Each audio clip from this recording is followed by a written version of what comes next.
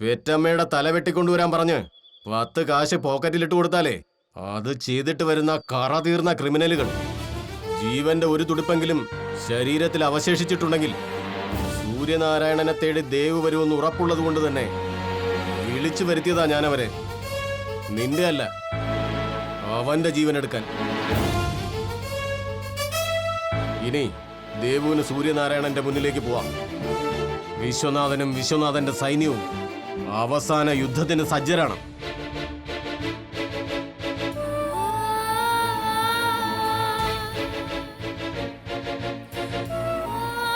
നീ വെക്കുന്ന ഓരോ ചുവടും സൂര്യനാരായണന്റെ ആയുർരേഖയുടെ നീളം കുറച്ചുകൊണ്ടിരിക്കുകയാണ് ദേവു.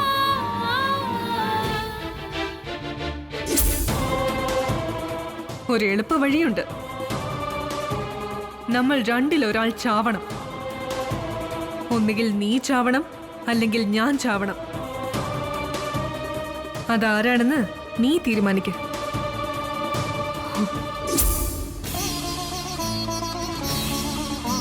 അതല്ലാതെ മറ്റൊരു പോംവഴി കൂടിയുണ്ട് ദേവു. ആരും മരിക്കണ്ട. നീയോ സൂര്യനോ കാർത്തികയോ ആരും. മറ്റുള്ളവരുടെ കണ്ണിൽ നീ മരിച്ചുപോയവളാണ്. നീ മരിച്ചുപോയെന്ന് കരുതി ഈ ലോകക്രമത്തിന് യാതൊരു വ്യതിയാനവും ഉണ്ടായിട്ടില്ല. സൂര്യചന്ദ്രന്മാർ ഉദിക്കാതിരിക്കുകയോ ഭൂമി അതിന്റെ ഭ്രമണം നിർത്തുകയോ ചെയ്തിട്ടില്ല. നീ ഒഴിവായി കിട്ടാൻ കാത്തിരുന്നതുപോലെ കാർത്തികയുടെ കഴുത്തിൽ താലി കെട്ടുകയും ചെയ്തു. ഇനിയും നീ ജീവിച്ചിരിപ്പുണ്ടെന്ന് ഈ ലോകത്തിനു മുന്നിൽ വെളിപ്പെടുത്തിയതുകൊണ്ട് എന്ത് പ്രയോജനം? ദുരന്തങ്ങൾ, കണ്ണീര്, മനോവേദന, ഇതിനൊക്കെ അപ്പുറം എന്താണ് ദേവുവിന്റെ അസ്തിത്വം ഇവിടെ മാറ്റം ഉണ്ടാക്കാൻ പോകുന്നത്? ഇതൊന്നും ഉണ്ടാകാതിരിക്കാനേ എന്തെങ്കിലും ചെയ്യാൻ കഴിയുന്ന ആൾ നീയാണ്. നീ മാത്രം.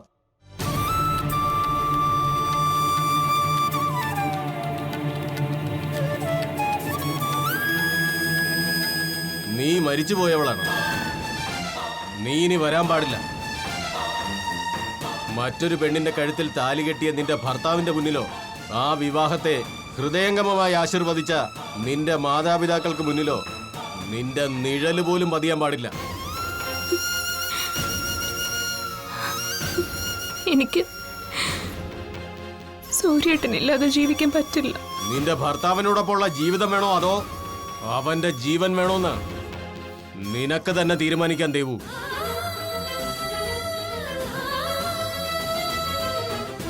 എനിക്ക് സൂര്യേട്ടന്റെ ജീവൻ മതി. ഞാൻ കൂടെ ഇല്ലെങ്കിലും സൂര്യേട്ടൻ എവിടെയെങ്കിലും സന്തോഷമായിട്ട് ജീവിച്ചാൽ മതി. തെറ്റിക്കാൻ പാടില്ല ഈ വാക്ക്. ഭഗവാന്റെ നടയിൽ വെച്ചാ നീ ഇത് പറയുന്നത്. ഇതെന്റെ വാക്കാ. ജന്മം തന്ന അച്ഛനമ്മമാർക്കോ ബന്ധുക്കൾക്കോ സുഹൃത്തുക്കൾക്കോ നിന്നെ മുഖപരിചയമുള്ള ആർക്കെങ്കിലും മുന്നിൽ നീ ഇനി പ്രത്യക്ഷപ്പെടാൻ പാടില്ല. മരിച്ചുപോയവളാ നീ. ആ ഓർമ്മയിൽ വേണം ജീവിതം. നീ ജീവനോടെ ഉണ്ടെന്ന് അറിയുന്ന നിമിഷം സൂര്യനാരായണന്റെ മരണ വാറണ്ടിൽ ഒപ്പുവെച്ചിരിക്കും വിശ്വനാഥൻ. അത് മറക്കണ്ട. അത് നടപ്പാക്കാൻ വേണ്ടി വിവാഹം കഴിഞ്ഞാലും സൂര്യനും കാർത്തികയ്ക്കും ഒപ്പം ഉണ്ടായിരിക്കും ഷീല. കാർത്തികയ്ക്ക് നേരെ ചെറുവിരൽ അനക്കും മുമ്പേ ഒരു നുള്ളു സയനൈഡിൽ തീർന്നിരിക്കും നിന്റെ സൂര്യേട്ടൻ.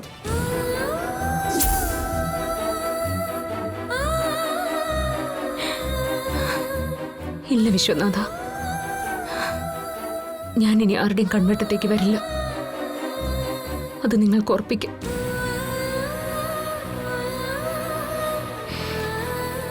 സൂര്യേട്ടന് വേണ്ടി ഞാൻ എന്റെ ജീവൻ വേണമെങ്കിലും കൊടുക്കും. പകരം ചോദിക്കാതെ തന്നെ വിശ്വനാഥൻ നിനക്കൊരു വാക്ക് തരുന്നു. നിന്നെ ഇവിടെ കണ്ട കാര്യം ഞാനും മറക്കുന്നു.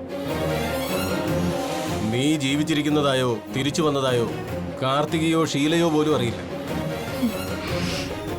അറിഞ്ഞാൽ നിന്നെ തീർക്കാൻ അവർ വീണ്ടും തുനിഞ്ഞിറങ്ങും. വീണ്ടും പഴയതെല്ലാം അതേപടി ആവർത്തിക്കും. അതൊന്നും വേണ്ട ദേവു. നീ പോയി സമാധാനമായി എവിടെയെങ്കിലും ജീവിക്കും. നന്ദിയുണ്ട് വിശ്വനാഥ, ഈ ഒരു സൗജന്യം എനിക്ക് അനുവദിച്ചു തന്നതിന്. മറക്കില്ല ഞാൻ ജീവിതത്തിൽ ഒരിക്കലും. ഓർമ്മയുള്ളവർക്കല്ലേ മറവി ഉണ്ടാവൂ ദേവു. മരിച്ചുപോയവർക്ക് എവിടെയാ ഓർമ്മ?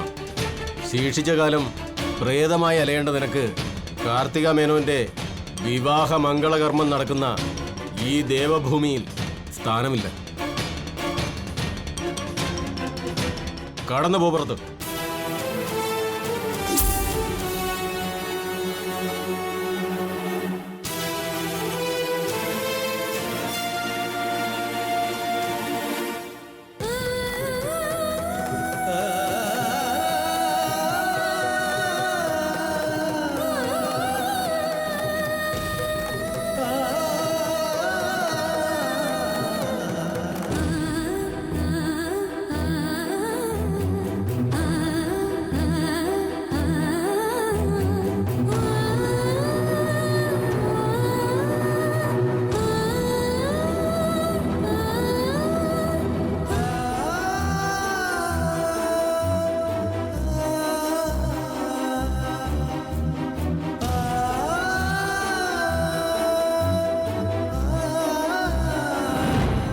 ഇവിടെ ഒപ്പിടാം.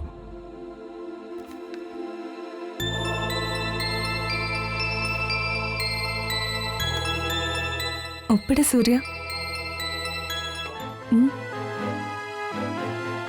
എന്താ പേന് വേണ്ടേ? ഒപ്പിടും മോനെ.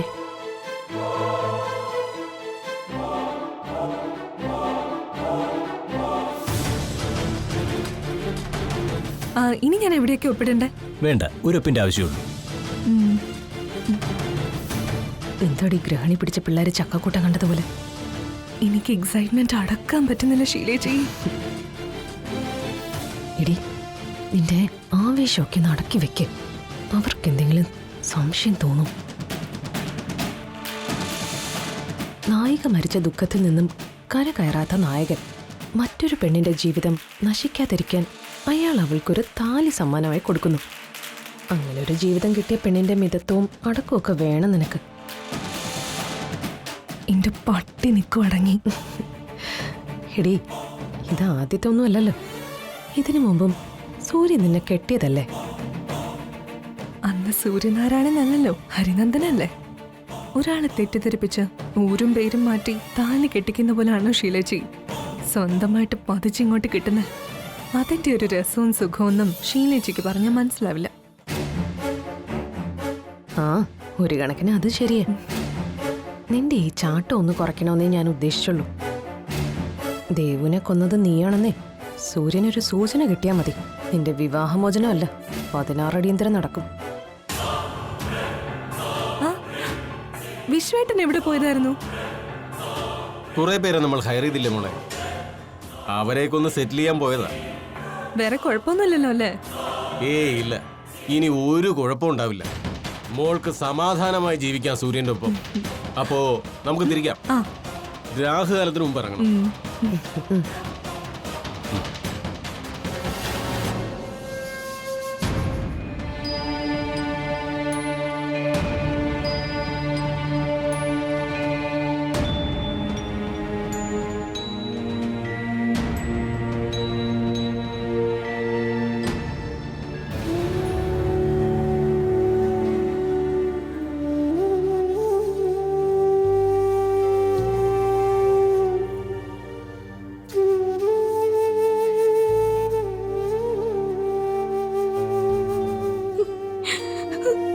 വാതിലടച്ചു കളഞ്ഞല്ലേ?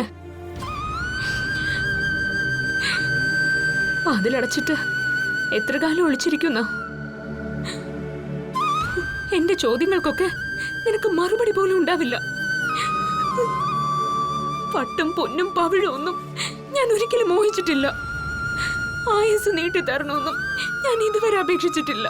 ഉള്ള കാലം അതെത്രയായാലും എന്റെ സൂര്യേട്ടൻ്റെ ഒപ്പം ജീവിക്കാനുള്ള വരം തരണേന്ന് ഞാൻ നിന്നോട് കേണ് അപേക്ഷിച്ചിട്ടുള്ളൂ. അത് കൂടാതെ എനിക്ക് ജീവനും ജീവിതവും ഒന്നും ഉണ്ടാവില്ലെന്ന് നിനക്ക് നന്നായിട്ട് അറിയാം. ആ ഒരു ഭിക്ഷ പോലും നിനക്ക് തരാനായില്ലല്ലോ എനിക്ക്. പിന്നെ നീ എന്ത് ദൈവമാ?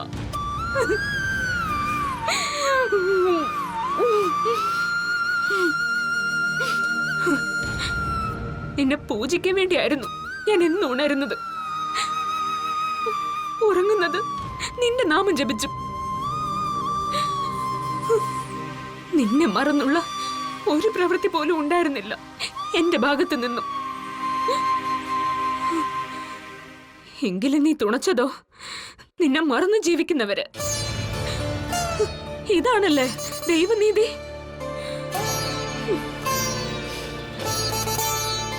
ആ നീതിയിലാണ് ലോകം ചലിക്കുന്നതെങ്കിൽ എനിക്കിനി ഭൂമി വേണ്ട. ഇവിടെ തീരുക എന്റെ ഈ ഗതികെട്ട ജന്മത്തിന്റെ കഥ.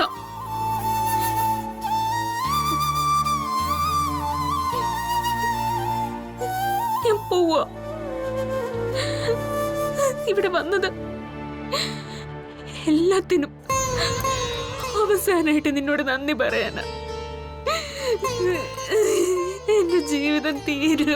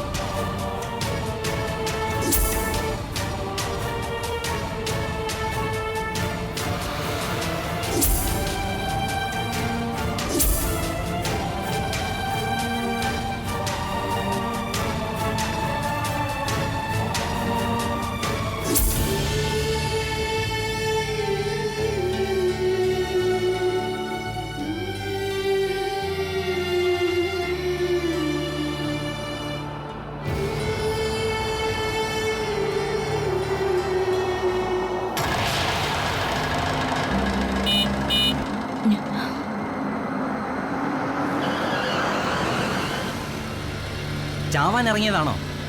നമ്മളെ വിട്ടേക്ക്. കുറച്ചപ്പുറത്ത് റെയിൽവേ പാളമുണ്ട്, അങ്ങോട്ട് പോ. മനുഷ്യനെ മെനക്കെടുത്താനായിട്ട് ഓരോന്ന്.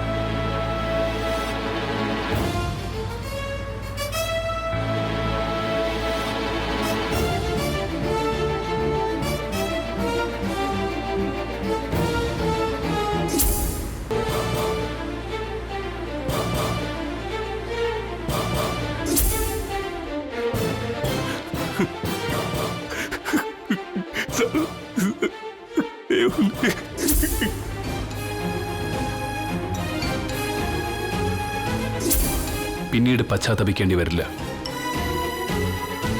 സൂര്യനാരായണന് സമ്മതമാണ്. എന്താ എന്താ നീ പറഞ്ഞേ? വിശ്വനാഥന്റെ അനിയത്തി കാർത്തികയുടെ കഴുത്തിൽ താലി കെട്ടി കൂടെ പൊറപ്പിക്കാൻ തമ്പുരാമഠത്തിൽ സൂര്യനാരായണൻ തയ്യാറാണെന്ന്.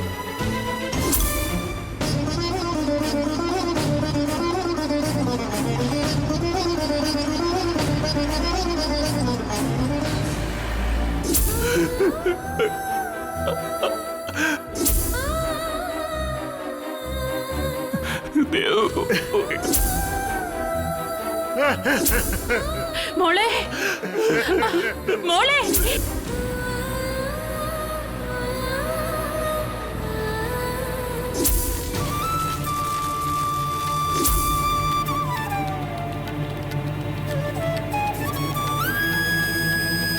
എന്താ ബേബി കണ്ണു നിറഞ്ഞത്? ദേവുവിനെ ഓർമ്മ വന്നോ?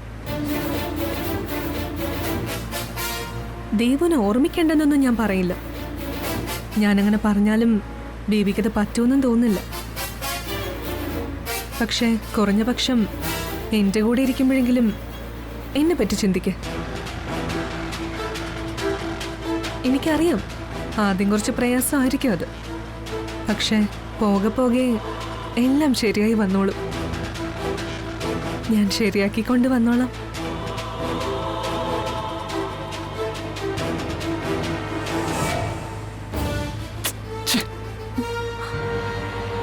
കൈമാറ്റ വാരിക്കുഴിയിൽ വീണ കാട്ടുകൊമ്പനെ മെരുക്കാൻ കാർത്തിക മേനോനേക്കാൾ വലിയൊരു താപ്പാന വേറെ ഇല്ല സൂര്യ. കണ്ടോ നീ നടക്കാൻ പോകുന്ന കളി?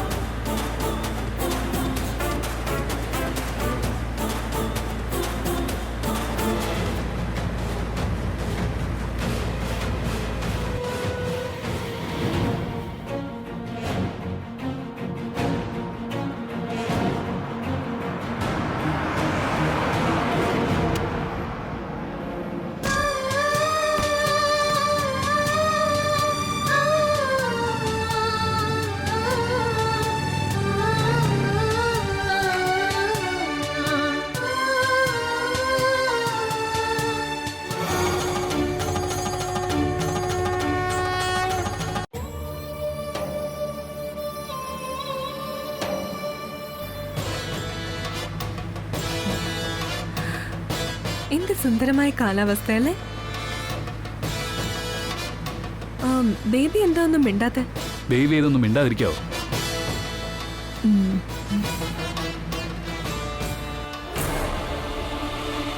ആ വണ്ടിക്ക് കൈ കാണിക്കേ.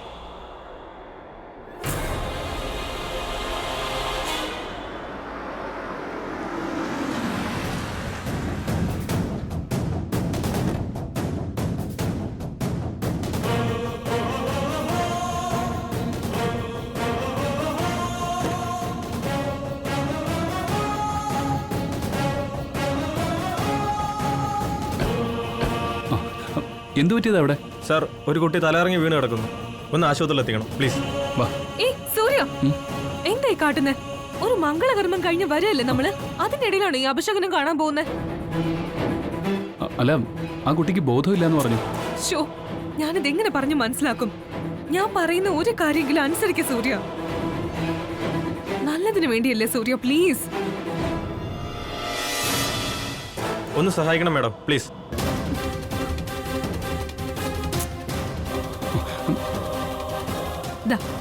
ഈ കാശ് വെച്ചോ, ഏതെങ്കിലും ടാക്സി പിടിച്ച് കൊണ്ടുപോ.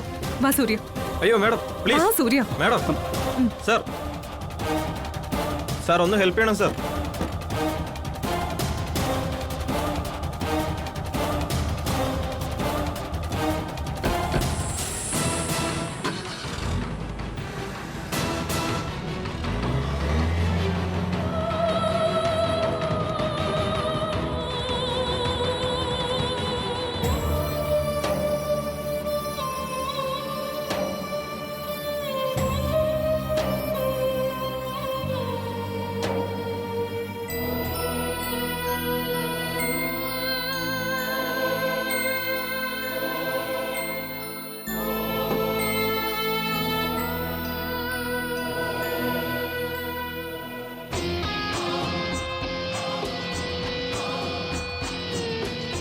ഈ വിളക്കേതാ?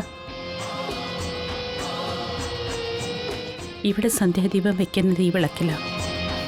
ദേവു കെട്ടിക്കയറി വന്നപ്പോ കൊടുത്തത് ഈ വിളക്കാണോ? ഇതും പിടിച്ചോണ്ട് പടി കയറി വന്നയാളുടെ 16 അടിയന്തരം കഴിഞ്ഞു. ഇനിയും പരീക്ഷണം വേണം. ഞങ്ങളുടെ മോളെ അങ്ങനെ പടുമരണത്തിന് വിട്ടുകൊടുക്കാൻ വയ്യ. നിങ്ങൾ ഇതൊക്കെ ചെയ്യുമെന്ന് ഞങ്ങൾക്ക് അറിയായിരുന്നു. സ്വത്തും പണവും കണ്ട് പുറമെ എത്ര സ്നേഹം നടിച്ചാലും മരിച്ചത് സ്വന്തം മോള് തന്നെയാണല്ലോ.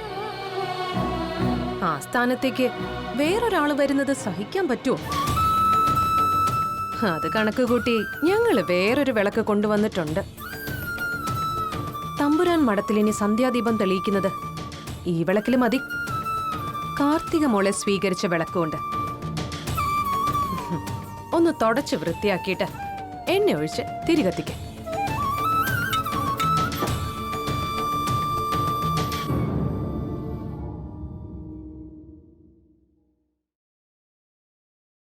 അവരെ ഇതുവരെ കണ്ടില്ലല്ലോ വിശ്വേട്ടാ. നമ്മുടെ പിന്നാലെ പോന്നതല്ലേ?